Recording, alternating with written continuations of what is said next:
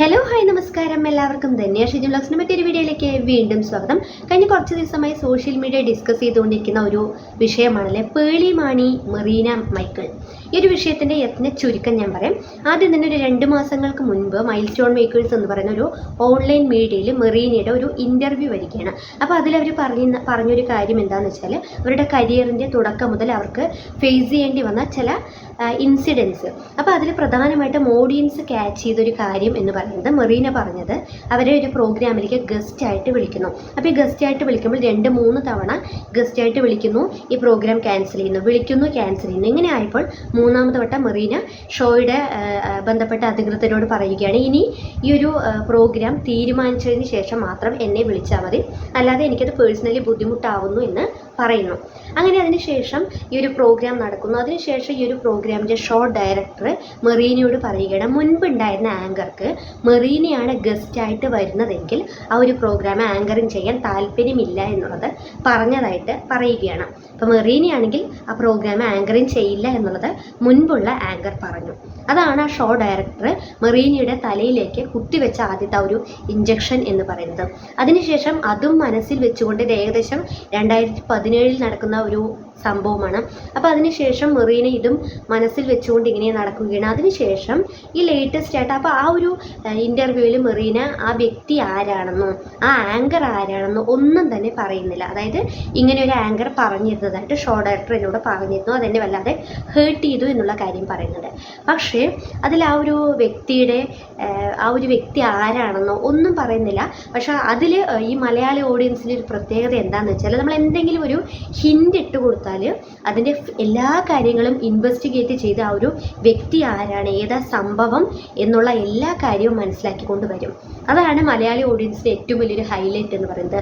അങ്ങനെ ആ ഒരു കമൻറ്റ് ബോക്സ് നമ്മൾ നോക്കുന്ന സമയത്ത് അതിൽ കൂടുതലായിട്ടും പറഞ്ഞിരിക്കുന്ന കാര്യം പേളി മാണിയും അശ്വതി ശ്രീകാന്തും ഈ ഒരു പേരായിരുന്നു. ഇവർ രണ്ടുപേരും ആക്ടേഴ്സാണ്. മോട്ടിവേഷനൊക്കെ പറഞ്ഞുകൊണ്ട് ഇപ്പോൾ നടക്കുന്നുണ്ട് എന്നുള്ളതും ഈ പറഞ്ഞ മെറീന പറയുന്നുണ്ട്. അപ്പോൾ മെറീന പറയുന്നത് ഞാൻ അവർക്കൊരു ബുദ്ധിമുട്ടുണ്ടാവരുത്, അല്ലെങ്കിൽ എനിക്ക് അവരുടെ പേര് പറയണമെന്നോ എന്നൊന്നും താല്പര്യമില്ല. പക്ഷേ ആ ഒരു വ്യക്തി ആരാണ് എന്നുള്ളത് ഓഡിയൻസ് അറിയാതെ അവരെ എങ്ങനെയെങ്കിലും കണ്ടെത്തി അവരെ സോഷ്യൽ മീഡിയയിലേക്ക് ഇട്ട് കൊടുക്കുക. അതാണ് മെറീന ഇവിടെ ചെയ്തിരിക്കുന്നത്.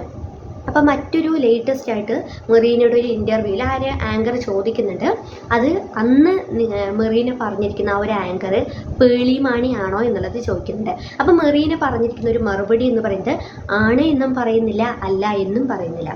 മെറീന പറയുന്നത് ഞാൻ ഒരാളുടെ പേര് പറയാൻ ആഗ്രഹിക്കുന്നില്ല, അവർക്കൊരു ബുദ്ധിമുട്ടുണ്ടാക്കാനും ആഗ്രഹിക്കുന്നില്ല, അവരുടെ കരിയറിലൊരു ഡിസ്റ്റർബൻസ് ഉണ്ടാക്കാനും ഞാൻ ആഗ്രഹിക്കുന്നില്ല. ആ ഒരു വ്യക്തി ആരാണ് എന്നുള്ളത് എനിക്ക് ഓഡിയൻസിൻ്റെ അടുത്ത് ആ ഒരു പേര് പറയാൻ താല്പര്യമില്ല.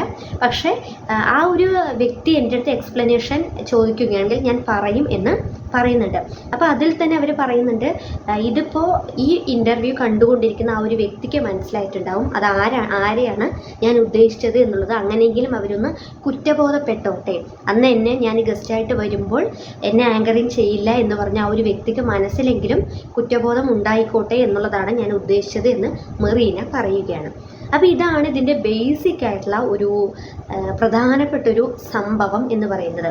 അപ്പോൾ ഈ ഒരു കാര്യം വന്നു കഴിഞ്ഞാൽ തീർച്ചയായും ഓഡിയൻസ് അത് ഏറ്റെടുക്കും. അതിനെ അനുകൂലിച്ചുകൊണ്ടും പ്രതികൂലിച്ചുകൊണ്ടും റിയാക്ഷൻ വ്ളോഗേഴ്സ് ചെയ്യുന്നവരായിക്കോട്ടെ, മറ്റ് സോഷ്യൽ മീഡിയയിലെ കമൻറ്റ് സെക്ഷനുകളിലെ ഓരോ പൊതുജനങ്ങളുടെ അഭിപ്രായങ്ങളായിക്കോട്ടെ, ഇവർ രണ്ടുപേരെയും അനുകൂലിച്ചുകൊണ്ടും പ്രതികൂലിച്ചുകൊണ്ടും മറുപടികൾ വന്നുകൊണ്ടേയിരിക്കുന്നത്. അപ്പോൾ ഇതിൻ്റെ ഒരു മറുപടി വന്നതിന് ശേഷം എല്ലാവരും പേളിമാണിയാണ് എന്ന് പറഞ്ഞുകൊണ്ട് പേളിമാണിയുടെ മുഖംമൂടി അഴിഞ്ഞു വീണിരിക്കുന്നു, മോട്ടിവേഷൻ പറഞ്ഞുകൊണ്ട് നടക്കുന്ന പേളിമാണി ഇത്തരക്കാരിയായിരുന്നോ എന്ന് പറഞ്ഞുകൊണ്ട് പേളിമാണിയെ അറ്റാക്ക് ചെയ്യാൻ തുടങ്ങുന്നുണ്ടായിരുന്നു. അപ്പോൾ അതിനുശേഷം പേളിമാണി അവരുടെ ചാനൽ ഒരു കമ്മ്യൂണിറ്റി പോസ്റ്റ് ഇട്ടിട്ടുണ്ടായിരുന്നു. പേളിമാണിയെ സംബന്ധിച്ചിടത്തോളം നിങ്ങൾക്ക് എല്ലാവർക്കും അറിയാമായിരിക്കും, ഹ്യൂജ് ഫോളോവേഴ്സ് ഉള്ള ഒരു യൂട്യൂബറാണ്, അല്ലെങ്കിൽ പേളിമാണി എന്നുള്ള അത്രയും വലിയൊരു സംരംഭത്തിൻ്റെ ഉടമയാണ് ഈ പറയുന്ന പേളിമാണി ഷോ എന്ന് പറയുന്ന ആ ഒരു ഷോയിലൂടെ തന്നെ ഒരുപാട് ഓഡിയൻസിനെ പേളിമാണി സ്വന്തമാക്കിയിട്ടുണ്ട്. അപ്പോൾ പേളിമാണി അവരുടെ ഒരു ഒരു കമ്മ്യൂണിറ്റി പോസ്റ്റിൽ ഇട്ടിരിക്കുന്ന ഒരു കമ്മ്യൂണിറ്റി പോസ്റ്റ് ഇട്ടിട്ടുണ്ടായിരുന്നു. അത് വളരെയധികം പക്വപരമായിട്ട് ഒരു ഫൈറ്റിനും തയ്യാറാവാതെ ആ ഒരു കാര്യത്തെ എന്താണ് അവിടെ സംഭവിച്ചത് എന്നുള്ളത് വ്യക്തമായി പറയുന്നുണ്ടായിരുന്നു. അതായത് 2017 ഈ ഒരു സംഭവം നടക്കുന്നത്. അപ്പോൾ ഈ ഒരു സംഭവത്തിൽ ഈ ഈ പറഞ്ഞ ഈ മെറീന പറയുന്ന ഈ ഒരു ഷോയുമായിട്ട്, ആ ഒരു ഷോയുടെ ഡയറക്ടറായിട്ടും പ്രൊഡ്യൂസറുമായിട്ടും പേളിമാണിക്ക് ചില പ്രശ്നങ്ങൾ ഉണ്ടായിരുന്നു. അതായത് പേയ്മെൻറ്റ് ഇഷ്യൂ ആയിരുന്നു. അപ്പോൾ ഈ പേയ്മെൻറ്റ് ഇഷ്യൂ വന്നപ്പോൾ അതിനുശേഷം പേളിമാണി പിന്നീടുള്ള ഒരു എപ്പിസോഡും തന്നെ ആങ്കറിങ് ചെയ്തിട്ടില്ല. ആ ഒരു പിന്നീടുള്ള ഒരു എപ്പിസോഡും അറ്റൻഡ് ചെയ്തിട്ടില്ല. അല്ലാതെ അങ്ങനെയെങ്കിൽ ഇപ്പോൾ ഈ പറഞ്ഞ മെറീനയുടെ ദേഷ്യം ഉണ്ടായിരുന്നു എന്നുണ്ടെങ്കിൽ മെറീന വരുന്ന ആ ഒരു എപ്പിസോഡ് അത് മാത്രം അറ്റൻഡ് ചെയ്യാതെ ബാക്കിയുള്ള എപ്പിസോഡ്സ് എല്ലാം പേളിമാണിക്ക് അറ്റൻഡ് ചെയ്യാമായിരുന്നു. പക്ഷേ ഇവിടെ പേളിമാണി ബാക്കി അതിനുശേഷം വന്ന ഒരു എപ്പിസോഡും ഇപ്പോൾ ഈ പറഞ്ഞ രണ്ട് മൂന്ന് തവണ വിളിച്ച് ക്യാൻസൽ ചെയ്തു എന്ന് പറഞ്ഞു. അപ്പോൾ അതിന് മുൻപ് തന്നെ പേളിമാണി ഒരു പേയ്മെൻറ്റ് ഇഷ്യൂ കൊണ്ട് മാറിയിട്ടുണ്ടായിരുന്നു. അപ്പോൾ അതിന് ശേഷമാണ് ഇവരെ വിളിക്കുന്നത്. അപ്പോൾ ഇപ്പോൾ ഈ 2-3 വട്ടം വിളിച്ച് ക്യാൻസൽ ചെയ്തത് അതിൻ്റെ ഏറ്റവും വലിയൊരു ഫോൾട്ട് എന്ന് പറയുന്നത് ബന്ധപ്പെട്ട ഷോയുടെ ഡയറക്ടർക്കും അതുപോലെ തന്നെ ഈ പ്രൊഡ്യൂസർക്കുമാണ്. അപ്പോൾ അത് അവർ പേളിമാണിയുടെ തലയിൽ കെട്ടിവെച്ചതായിട്ടാണ് എനിക്ക് പേഴ്സണലി ഫീൽ ചെയ്തത്. അതായത് ഈ ഒരു പ്രോഗ്രാം ഇത്രയും ലാഗായി പോകാനുള്ള പ്രധാന കാരണം പേളിമാണിയാണ്. പിന്നെ അവർ തമ്മിൽ അവിടെയുള്ള മറ്റൊരു വ്യക്തിയും പേളിമാണിയും ശ്രീകണ്ഠൻ നായർ സാറും തമ്മിൽ പ്രശ്നമുണ്ടായിരുന്നു. അങ്ങനെയുള്ളൊരു ടോക്കും അവിടെ ഉണ്ടായിരുന്നു. അപ്പോൾ പ്രധാനമായിട്ടും ഇവിടെ മെറീനയ്ക്ക് സംഭവിച്ചത് തെറ്റിദ്ധാരണ, നല്ല രീതിയിലുള്ള മിസ്അണ്ടർസ്റ്റാൻഡിംഗ് ആണ് അവിടെ സംഭവിച്ചിരിക്കുന്നത്. അപ്പോൾ പേളിമാണി വ്യക്തമായിട്ട് കാര്യങ്ങൾ ഈ ഒരു പേയ്മെൻറ്റ് ഇഷ്യൂ ഉള്ളത് കൊണ്ട് തന്നെയാണ് ഞാൻ ആ ഒരു ഷോയിൽ നിന്നും റിസൈൻ ചെയ്യാനുള്ള കാരണം എന്ന് പറഞ്ഞു. അല്ലാതെ ഒരു വ്യക്തിയെ താഴ്ത്തിക്കെട്ടണമെന്നോ അല്ലെങ്കിൽ അവരുടെ വിസിബിലിറ്റി ഇല്ലാതാക്കണമെന്നോ എന്നൊന്നും പറഞ്ഞുകൊണ്ടല്ല. മാത്രമല്ല മെറീന ഇക്കാര്യങ്ങളൊന്നും പറയാൻ കേൾക്കാൻ തയ്യാറായില്ല എന്നുള്ളതും പറയുന്നത്. ശേഷം എല്ലാവരും പേളിമാണിയെ സപ്പോർട്ട് ചെയ്യുകയും മെറീനയ്ക്ക് എതിരായിട്ട് തിരിയുകയും ചെയ്തു. അത് സ്വാഭാവികമായിട്ടും അങ്ങനെ തന്നെയാണ്. ഒരാൾ വീഡിയോ ഇടുമ്പോൾ അവരെ സപ്പോർട്ട് ചെയ്യുന്നു, അടുത്ത ആൾ വീഡിയോ ഇടുമ്പോൾ അവരെ സപ്പോർട്ട് ചെയ്യുന്നു. അതാണ് സോഷ്യൽ മീഡിയ എന്ന് പറയുന്നത്. അതിനുശേഷം മെറീന ഒരു വീഡിയോയുമായിട്ട് വരികയാണ്. അതായത് മെറീനയുടെ ഒരു 5 മിനിറ്റുള്ള ഒരു വോയിസ് ലീക്ക് ആയിട്ടുണ്ട്. അപ്പോൾ ഈ ഒരു വോയിസ് നിങ്ങളൊക്കെ ഒരുപാട് യൂട്യൂബ് ചാനലുകളിലൊക്കെ ഈ ഒരു വോയിസും കാര്യങ്ങളൊക്കെ കണ്ടിട്ടുണ്ടാകും. എന്നാലും ഞാനത് വീണ്ടും ഇവിടെ പ്ലേ ചെയ്യുന്നതിൽ ഏകദേശം 5 മിനിറ്റോളം ദൈർഘ്യമുള്ള ഒരു വോയിസ് ക്ലിപ്പാണ്. എന്തായാലും അതിൽ പ്രധാനപ്പെട്ട കുറച്ച് കാര്യങ്ങൾ എന്ന് പറയുന്നത് മെറീന പറയുന്നത് പേളിമാണി എന്നെ വിളിച്ചിട്ടുണ്ടായിരുന്നു, മറ്റൊരു ഫ്രണ്ട് മുഖേനയാണ് വിളിച്ചത്. അപ്പോൾ അതിൽ പേളിമാണി സംസാരിക്കുന്നത് എനിക്ക് ഫുള്ളും ഫേക്കായിട്ടാണ് ഫീൽ ചെയ്തത്. പേളിമാണി സംസാരിച്ചത് ഫുള്ളും ഫേക്കായിട്ടാണ്. അതിലെന്തോ എനിക്ക് ഡൈജസ്റ്റ് ആവുന്നില്ല. പിന്നെ പേളിമാണിയുടെ കല്യാണത്തിന് എന്നെ വിളിച്ചിട്ടുണ്ടായിരുന്നു, ഞാൻ പോയിട്ടുണ്ടായിരുന്നു. ആ പോകാനുള്ള പ്രധാന കാരണം എന്ന് പറയുന്നത് തന്നെ എനിക്ക് ഇഷ്ടമുണ്ടായിട്ടൊന്നും ഞാൻ പോയതല്ല. പക്ഷേ പേളിയുമായിട്ട് എനിക്ക് യാതൊരു വിധത്തിലുള്ള പ്രശ്നവും ഇല്ല എന്നുള്ളത് വരുത്തി തീർക്കാനായിട്ട്, ഇല്ല എന്നവർ മനസ്സിലാക്കിക്കോട്ടെ എന്ന് പറഞ്ഞുകൊണ്ട് ഞാൻ പോയതാണ്. പക്ഷേ ആ കാര്യങ്ങളൊന്നും അവിടെ വർക്കൗട്ട് ആയിട്ടില്ല എന്ന് പറയുന്നു. അപ്പോൾ ഈ പേളിയുമായിട്ട് ഇങ്ങനെയൊരു മനസ്സിൽ ഇങ്ങനെയൊരു ചിന്ത വെച്ചുകൊണ്ട് കല്യാണത്തിന് പോയൊരു വ്യക്തിക്ക് ഇത് വർക്കൗട്ട് ആയിട്ടില്ല എന്നുള്ളത് എങ്ങനെയാണ് മനസ്സിലായത്? അതവിടെ ഒരു പ്രധാനപ്പെട്ട ഒരു കാര്യമാണ്. പിന്നെ എനിക്കിതിൽ മെറീന പറഞ്ഞ പല കാര്യങ്ങളും എനിക്ക് ഡൈജസ്റ്റ് ആവുന്നില്ല. മെറീന പറയുന്നതാണോ ഏറ്റവും വലിയൊരു ഫേക്ക് എന്നുള്ളതാണ് എനിക്ക് തോന്നുന്നത്. കാരണം 2017 നടന്നൊരു സംഭവമാണ്. അത് ഇപ്പോഴുള്ള ഈ ഒരു 2 മാസങ്ങൾക്ക് മുൻപ്, ഏകദേശം ഒരു 2 മാസങ്ങൾക്ക് മുൻപാണ് മെറീനയുടെ ഈ ഒരു ഇൻ്റർവ്യൂ വന്നിരിക്കുന്നത്. അപ്പോൾ ഈ ഒരു ഇൻ്റർവ്യൂവിൽ ഇവർ പറയുന്നത് എനിക്ക് പേര് പറയാൻ താല്പര്യമില്ല, ആ ഒരു വ്യക്തിയുടെ കരിയറിനെ അത് മോശമായി ബാധിപ്പിക്കാൻ താല്പര്യമില്ല, എനിക്ക് ആ ഒരു വ്യക്തിയെ ഓഡിയൻസിന് മുൻപിലേക്ക് സോഷ്യൽ മീഡിയയിലേക്ക് ഇട്ടുകൊടുക്കാൻ താല്പര്യമില്ല എന്ന് പറഞ്ഞുകൊണ്ട് ചെറിയ ചെറിയ ഹിൻഡുകൾ അങ്ങോട്ട് ഇട്ട് കൊടുക്കുകയാണ്. അതിൽ തന്നെ എനിക്ക് അവരോട് പ്രത്യേകിച്ച് വ്യക്തിവൈരാഗ്യമോ വിദ്വേഷമോ അല്ലെങ്കിൽ എനിക്ക് അവരോട് ദേഷ്യമോ ഒന്നും ഇല്ല എന്ന് പറയുന്ന വ്യക്തി എന്തുകൊണ്ട് ഈ 2017 കഴിഞ്ഞ് ഏകദേശം 6-7 വർഷങ്ങൾക്ക് ശേഷം വീണ്ടും ഇങ്ങനെ ഒരു ഇൻ്റർവ്യൂവിൽ വന്നിട്ട് ഈ ഒരു ഇൻസിഡൻറ്റ് പറയുന്നു? അങ്ങനെ അതവർ മൈൻഡ് ചെയ്തില്ല, അതവർക്ക് ഹേർട്ടായി. പക്ഷേ എനിക്ക് ആ ഒരു വിഷയത്തെക്കുറിച്ച് ഞാനത് കൂടുതലായിട്ട് ഇനി ഉൾക്കൊള്ളുന്നില്ല എന്ന് പറയുന്ന ഒരു വ്യക്തി വീണ്ടും എന്തുകൊണ്ടോ ഈ ഒരു ഇൻ്റർവ്യൂവിൽ വന്നിട്ട് ആ ഒരു വ്യക്തി ആരാണ് എന്നുള്ള പേര് പറയാതെ ചെറിയ ചെറിയ ക്ലൂകൾ ഇട്ട് കൊടുത്തു. അതിനുശേഷം പേളിമാണി ആണോ എന്നുള്ളത് ഒരു ഇൻ്റർവ്യൂവിൽ ഒരു ആങ്കർ ചോദിക്കുന്ന സമയത്തും ആണെന്നും പറയുന്നില്ല, അല്ലെന്നും പറയുന്നില്ല.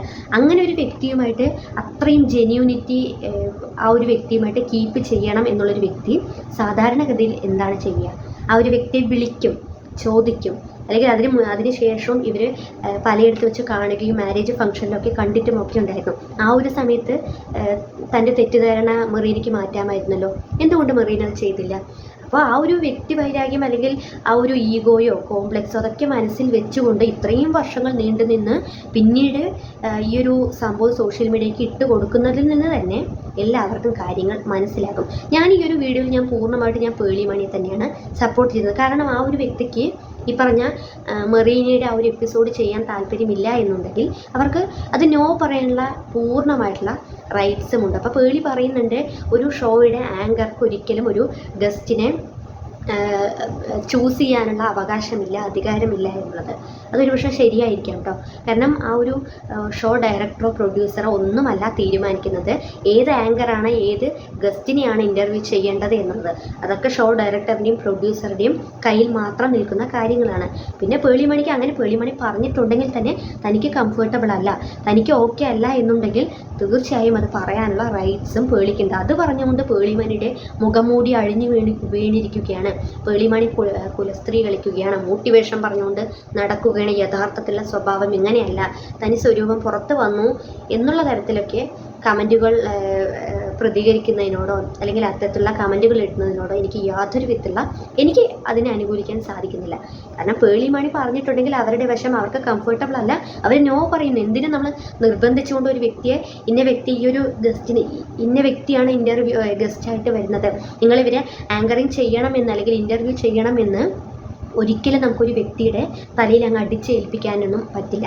അതൊക്കെ അവരുടെ പേഴ്സണൽ ചോയ്സാണ്. അതിലൊന്നും ഞാൻ ഒരിക്കലും പേളിമണി അങ്ങനെ പറഞ്ഞിട്ടുണ്ടെങ്കിൽ തന്നെ ഞാൻ അത് ഒരിക്കലും കുറ്റം പറയില്ല. പിന്നെ മെറീനയുടെ ഭാഗത്ത് വന്നിരിക്കുന്ന ഏറ്റവും വലിയൊരു മിസ്റ്റേക്ക് എന്താണെന്ന് വെച്ചാൽ നല്ല രീതിയിലുള്ള തെറ്റിദ്ധാരണ, നല്ല ശുദ്ധ ഒന്നാം തരം തെറ്റിദ്ധാരണയാണ് മെറീനയ്ക്ക് സംഭവിച്ചിരിക്കുന്നത്.